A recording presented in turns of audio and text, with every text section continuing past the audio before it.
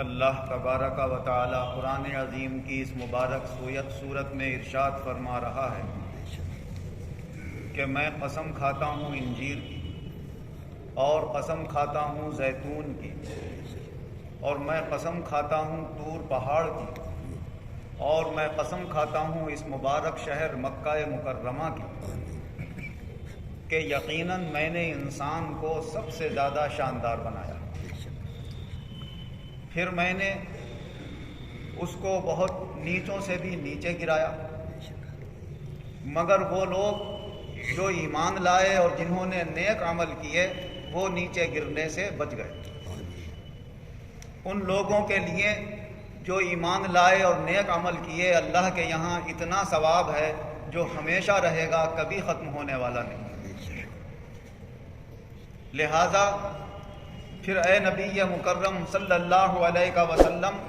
بدلے کے دن کے بارے میں یہ آپ کو کیسے جھٹلا دیتے ہیں؟ کیا اللہ تعالیٰ سارے حاکموں میں سب سے بڑا حاکم نہیں ہے؟ بلا، ہاں کیوں نہیں، یقیناً وہی سب سے بڑا حاکم۔ اللہ تبارک و تعالیٰ نے جب 4 چیزوں کی قسم کھا کے انسان کو اپنی تمام مخلوقات میں بہتر اور اشرف بتایا تو اس سے معلوم یہ ہوا کہ اللہ تعالیٰ 4 چیزوں کی قسم کھا کے اپنے بندوں کو یہ خبردار فرما رہا ہے کہ اے میرے بندو، میری ساری مخلوقات میں سب سے زیادہ بہتر تم ہو اگر تم سنبھل جاؤ اور درست ہو جاؤ، ایمان والے ہو جاؤ اور نیک عمل کرنے والے ہو جاؤ۔ یوں تو اللہ تعالیٰ نے انسان کو ظاہری جسم، قد و قامت اور بناوٹ کے اعتبار سے بھی دوسری چیزوں سے حسین و جمیل اور خوبصورت بنایا، لیکن اصل انسان کی جو خوبصورتی ہے وہ اس کے باطنی کمالات اور آداب اور اخلاق کی خوبصورتی ہے۔ اگر انسان اپنے آپ کو ایمان سے اور باطنی نور اور کمال سے مزین کر لے، آراستہ کر لے، اور ساتھ ساتھ اپنے آپ کو اچھے اعمال اور اچھے اخلاق سے آراستہ کر لے تو پھر انسان اتنے اونچے مرتبے پر پہنچ جاتا ہے کہ اس کی اونچائی اور بلندی کا کوئی مقابلہ نہیں کر سکتا۔ اور اگر خدا نخواستہ اس نے ایمان قبول نہیں کیا اور ایمانی باتوں کا یقین نہیں کیا تو پھر وہ اتنا نیچا گر جاتا ہے کہ اس سے نیچی کوئی چیز نہیں۔ یہی ایمان کی دولت ہے جو دنیا سے جانے کے بعد ہمیشہ کی نعمتیں ملنے کا ذریعہ بنے گی، ایسی نعمتیں کہ جن کا کوئی بیان ہی نہیں کیا جا سکتا۔ لا عین رات ولا اذن سمعت ولا خطر علی قلب بشر، ایسی نعمتیں ہیں کہ نہ تو ابھی تک کسی آنکھ نے ایسی نعمتیں دیکھی ہیں، نہ کسی نے اپنے کانوں سے ایسی نعمتوں کے بارے میں سنا ہے، اور نہ کسی بشر اور انسان کے دل میں اس کا خیال گزر سکتا ہے، ایسی نعمتیں۔ اب ہم آج کل جو دنیا کے اندر کھانے پینے کی نعمتیں ہیں، مکانات کی نعمتیں ہیں، سواریوں کی نعمتیں ہیں، خوبصورت عورتوں کی نعمتیں ہیں، ہم ان کو اپنی ایک غائرانہ نظر ڈال کر دیکھیں کہ اللہ نے کیسی کیسی شاندار نعمتوں سے اس دنیا کو بھی آباد کر رکھا ہے، مگر اللہ تبارک و تعالیٰ فرما رہا ہے کہ دنیا کی عورت جنت کی عورت کے مقابلے میں کوئی حیثیت نہیں رکھتی، دنیا کی عمارتیں جنت کی عمارت کے مقابلے میں کوئی حیثیت نہیں رکھتی ہیں، دنیا کے پھل، دنیا کے مزے اور لذتیں اور سواریاں جنت کی نعمتوں کے مقابلے میں کوئی اپنی حیثیت نہیں رکھتی ہیں۔ حضور صلی اللہ علیہ وسلم نے ارشاد فرمایا، وہاں تو جنتی اللہ سے جو مانگے گا اللہ اسے عطا فرمائے گا۔ وَلَكُمْ فِيهَا مَا تَشْتَهِي أَنفُسُكُمْ، وہاں تو تمہارے لیے وہ ہوگا جو بھی تمہارے نفس خواہش کریں گے اور آرزو کریں گے۔ حضور صلی اللہ علیہ وسلم نے فرمایا، اگر کوئی یہ چاہے گا کہ یاقوت سے بنا ہوا گھوڑا آئے، میں اس پر سوار ہوں اور جنت کی مجھے سیر کرا دے، فرمایا فوراً اس کے سامنے آ کر یاقوت کا گھوڑا کھڑا ہو جائے گا اور وہ اس پر سوار ہوگا، جہاں چاہے جائے، جہاں سے چاہے لوٹ کر واپس آ جائے۔ فرمایا کوئی شخص یہ چاہے گا کہ سب کچھ جنت میں ہوتے ہوئے بھی مجھے کھیتی اور کسانی کرنے کا موقع مل جائے تو اللہ تعالیٰ کہے گا، اے میرے بندے، یہاں ضرورت تو کچھ نہیں ہے، بغیر محنت اور کوشش کے سب کچھ ملے گا کھانے پینے کو۔ وہ کہے گا مولا میری تو خواہش ہے، میری یہ خواہش پوری کر دے، تو اللہ تعالیٰ کہے گا لے کھیتی کر لے، تو وہ زمین میں کھیتی کرے گا، ادھر دانا ڈالے گا، ادھر کھیتی ہری ہری ہو جائے گی، فرمایا پہاڑوں برابر کھڑی ہوگی، اور وہ کٹائی شروع کر دے گا اس کی۔ تو اللہ تعالیٰ فرمائے گا، اے میرے بندے، تیری ہرس کبھی پوری نہیں ہو سکتی، جنت میں بھی آ گیا تو ابھی اور بڑھانے کے چکر میں ہے کہ یہاں اور کھیتی کر لوں اور اضافہ کر لوں، جبکہ یہاں کسی بات کی ضرورت نہیں ہے، یہاں کی نعمتیں تو ہمیشہ باقی رہنے والی ہیں اور ہمیشہ میرے بندوں کو فائدہ پہنچانے والی ہیں۔ تو یہ نعمتیں جو ملنے والی ہیں وہ صرف ایمان کی برکت سے ملنے والی ہیں. جس کا ایمان نہیں ہے اس کا آخرت کی نعمتوں سے کوئی تعلق نہیں ہے، چاہے وہ دنیا میں کتنے ہی مزے اٹھا لے، کتنے ہی فائدے حاصل کر لے. حضور نبی اکرم صلی اللہ علیہ وسلم سے غزوہ حنین کے موقع پر آ کر عرض کیا گیا، یا رسول اللہ، ایک شخص میدان میں بڑی محنت سے لڑ رہا ہے، دشمنوں سے بڑا سخت مقابلہ کر رہا ہے. حضور صلی اللہ علیہ وسلم نے فرمایا، لڑ تو رہا ہے ہماری طرف سے اور آیا ہے مسلمانوں کے ساتھ، مگر جائے گا دوزخ میں جائے گا. یا رسول اللہ، حیران ہو گئے سننے والے. ایک شخص پیچھے لگ گئے، دیکھوں کیا معاملہ ہے، اتنا دین کے لیے کوشش کرنے والا، جان کی بازی لگانے والا، اور یہ دوزخ میں جائے گا تو پھر جنت میں کون جائے گا.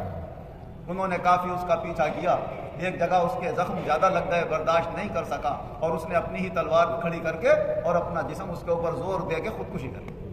تو وہ حضور صلی اللہ علیہ وسلم کی خدمت میں حاضر ہوئے اور آ کر عرض کرنے لگے، یا رسول اللہ، آپ صحیح فرما رہے ہیں، خودکشی جیسا ناجائز و حرام عمل کا وہ مرتکب ہوا اور دوزخ میں جانے کا حقدار ہو گیا. جو آپ کی زبان مبارک سے نکلا اللہ نے وہ سچ کر دکھایا، یقیناً آپ اللہ کے رسول. تو حضور صلی اللہ علیہ وسلم نے بھی اپنی رسالت کی پھر سب کے سامنے گواہی دی کہ میں گواہی دیتا ہوں اللہ کے سوا کوئی معبود نہیں، اور میں گواہی دیتا ہوں کہ محمد اللہ کے بندے اور اس کے رسول. اور پھر حضرت بلال رضی اللہ عنہ سے فرمایا، اے بلال، لوگوں میں اعلان کر دو، اللہ ہمارے دین کی مدد جس سے چاہے گا لے لے گا، مگر جنت میں صرف ایمان والا ہی جائے گا. تو یہاں کی محنتیں، یہاں کی کوششیں، ان سب کے کامیابی کا دار و مدار مومن کے ایمان کے اوپر ہے. اسی لیے حضرات خاصان خدا و مقربان بارگاہ الہ نے ہمیشہ یہی کوشش کی کہ ساری زندگی ہم اپنے ایمان کو سنبھالنے میں لگا دیں، دنیا سے جائیں تو ایمان کے ساتھ چلے جائیں. میں نے خود سنا مولانا وجیہ الدین احمد خان صاحب رحمۃ اللہ علیہ کے سامنے بعض لوگ یہ دعا کرتے تھے ملاقات کے بعد، اللہ آپ کی عمر دراز کرے، اللہ دیر تک ہمارے اوپر آپ کا سایہ رکھے. تو فرماتے، ارے بھائی اب کتنی لمبی عمر ہوگی، اب 80 سے تو نکل گئے، 90 کے قریب آ گئے، کیا ہمیشہ دنیا میں بیٹھے رہیں گے؟ سب کچھ دیکھ لیا ہم نے، بہت ہے دنیا میں کام کرنے والے، نہ جانے کتنے آئے اور گئے. بس یہ دعا کیا کرو کہ اللہ ہمارا خاتمہ ایمان پہ کرو، اور یہ دعا کیا کرو ہمارا خاتمہ ایمان پہ ہو. تو ان اللہ کے مقرب بندوں کو جو جانے ہوئے اور سمجھے ہوئے ہیں، اس کی فکر رہتی ہے کہ دنیا سے جائیں تو ایمان کے ساتھ چلے جائیں، کیونکہ جو ایمان کے ساتھ جائے گا وہی آخرت میں کامیاب ہوگا. اللہ تبارک و تعالیٰ نے جب اس انسان کو ایمان کی دولت کے ساتھ ساتھ اچھے اخلاق اور اچھے آداب کے لیے بھی پیدا فرمایا ہے اور اپنی دوسری مخلوقات سے ممتاز رکھنا ہے، تو اسے زندگی گزارنے کے طور طریقے بھی سب سے الگ سکھائے.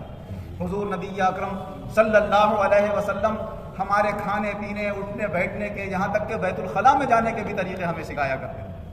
حضرت ابو ایوب انصاری رضی اللہ عنہ روایت کرتے ہیں کہ حضور صلی اللہ علیہ وسلم نے ارشاد فرمایا، جب بیت الخلاء میں جایا کرو تو اس بات کا لحاظ رکھا کرو کہ نہ کعبے کو تمہارا منہ ہو، نہ کعبے کو پیٹھ ہو، بلکہ دوسری جانب کو پیٹھ اور دوسری جانب کو رخ ہونا چاہیے. وہاں پر مدینہ منورہ کے اندر جو بیت الخلاء وغیرہ بنی ہوئی تھی، اس کے لحاظ سے مشرق اور مغرب جو تھی وہ کعبے سے پھری ہوئی سمت تھی، اور اتر اور دکن جو تھی یہ کعبے کی سمت تھی. تو اس لیے وہاں کے لحاظ سے حضور صلی اللہ علیہ وسلم نے فرمایا، نہ کعبے کو منہ کرو نہ پیٹ کرو، لیکن مشرق کو یا مغرب کو کرو. اور ہمارے لحاظ سے چونکہ کعبہ مغرب میں ہے، تو ہم اگر مشرق کو یا مغرب کو پیٹ کرتے ہیں بیت الخلاء میں جا کر، تو پھر یا تو کعبے کو منہ ہوگا یا کعبے کو پیٹ ہوگی. گھروں میں جب ہم بیت الخلاء تعمیر کرائیں تو اس بات کا پہلے لحاظ رکھیں کہ بیٹھتے وقت اور اپنی ضرورت سے فارغ ہوتے وقت نہ کعبے کو ہمارا منہ ہو نہ کعبے کو ہماری پیٹ ہو. اس طرح سے وہ تعمیر کرائی جائے. اگر کسی جگہ ایسی بنی ہوئی بھی ہوتی تھی، باہر شہروں میں جاتے تھے صحابہ رضی اللہ عنہم سفروں میں، اب مجبوری کو وہاں اپنی ضرورت پیش کرتے بھی تھے، تو کچھ نہ کچھ اس طرح آڑے ہو کر بیٹھا کرتے تھے کہ جہاں تک ہم سے کوشش ہو سکے اپنے آپ کو حضور صلی اللہ علیہ وسلم کے فرمان کے مطابق ڈھالیں اور جان بوجھ کر کعبے کو منہ یا کعبے کو پیٹ نہ کریں. تو اس طرح سے بہت سے آداب حضور صلی اللہ علیہ وسلم نے ہمیں سکھائے. حضرت انس رضی اللہ عنہ روایت کرتے ہیں کہ جب حضور صلی اللہ علیہ وسلم بیت الخلاء میں داخل ہوتے تو داخل ہونے سے پہلے یہ دعا پڑھا کرتے تھے، اللہم انی اعوذ بک من الخبث والخبائث. اور اللہم انی اعوذ بک بعض روایتوں میں نہیں دی ہے، اس میں اتنا ہے اعوذ باللہ من الخبث والخبائث، جس کا مطلب ہے اللہ میں تیری پناہ مانگتا ہوں ان جنوں سے بھی جو مرد ہیں اور ان جنوں سے بھی جو مادین ہیں، مؤنث ہیں، عورتیں ہیں.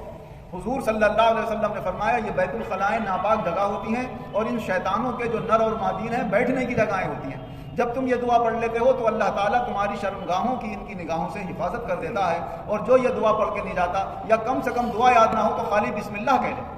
اگر بسم اللہ بھی کہہ لے گا تو فرمایا اس کی شرمگاہ کی، ان کی نگاہوں سے اللہ تعالیٰ پردہ فرما دے گا. تو پہلے بسم اللہ پڑھے اور پھر بیت الخلاء میں چلا جائے، یا یہ دعا یاد ہو جائے تو یہ پڑھے. یہی حضرت انس رضی اللہ عنہ روایت کرتے ہیں کہ جب حضور صلی اللہ علیہ وسلم بیت الخلاء سے فارغ ہو کر باہر آتے تھے تو یہ دعا پڑھتے تھے، الحمدللہ الذی اذھب عنی الاذی وعافانی، تمام تعریفیں اس اللہ کے لیے ہیں جس نے یہ تکلیف دور فرمائی، گندگی دور فرمائی اور مجھے عافیت بخشی۔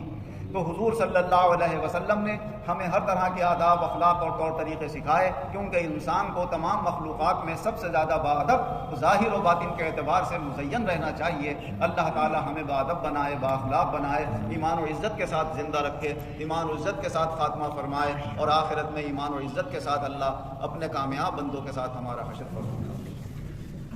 الحمدللہ رب العالمین والعاقبۃ للمتقین والصلاة والسلام علی خیر خلقہ محمد وآلہ واصحابہ اجمعین۔ اے اللہ ہمارے گناہوں کو معاف فرما، آئندہ گناہوں سے بچنے کی توفیق عطا فرما، سب بیماروں کو شفا عطا فرما، جو قرض دار ہیں انہیں قرضوں سے نجات عطا فرما، جو بے روزگار ہیں انہیں اچھے روزگار عطا فرما، جو برسر روزگار ہیں ان کے روزگاروں میں خیر و برکت اور ترقی عطا فرما۔ اے اللہ جائز راستے سے ہمیں اتنا عطا فرما کہ ناجائز کی طرف کبھی توجہ نہ جائے، دین و ایمان میں ہمارے قوت پیدا فرما، اعمال اور اخلاق اور عقیدوں کو ہمارے درست فرما، دنیا اور آخرت دونوں جہان میں ہم سب مسلمانوں کو اچھی کامیابی عطا فرما۔ آمین۔